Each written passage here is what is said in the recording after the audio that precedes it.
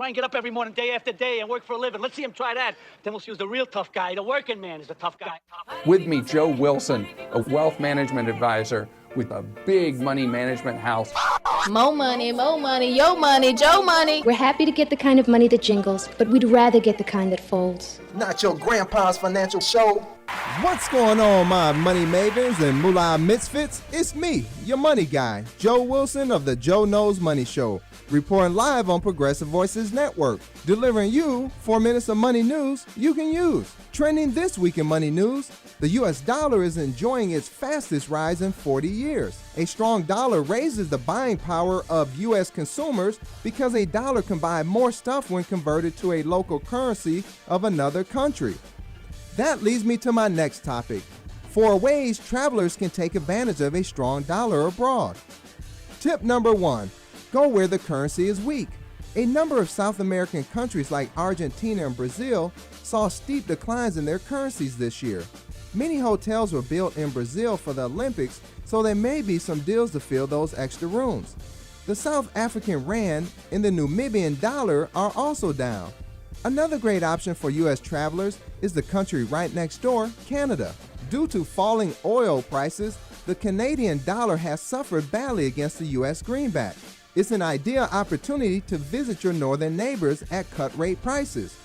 Also, for all of 2017, entrance to all of Canada's gorgeous national parks are free in celebration of the country's 150th anniversary. Tip number 2, shop smart. With a strong dollar, there are some items that are much better to purchase than others.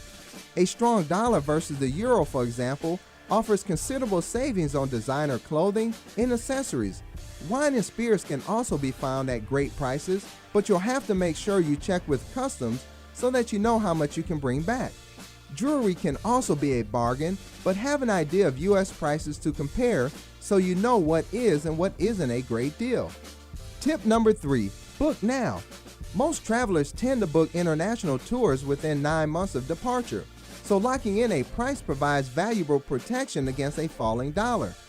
Of course, don't expect to get a refund when the dollar goes up. That said, if you're planning to take a trip in the next year or two, keep a sharp eye on tour prices. Operators will likely be able to take advantage of current rates to lock in good deals for future departures. Tip number 4, relocate. Expatriates or U.S. citizens living and working overseas will see their cost of living decrease if they still own dollars or receive dollars as income. Now it's time for Joe's Money Trap of the Day. Traveler checks used to be the best way to take money with you, but exchanging them abroad can result in fees and rates that are less desirable than using an ATM machine. You can also exchange money at most banks before you travel.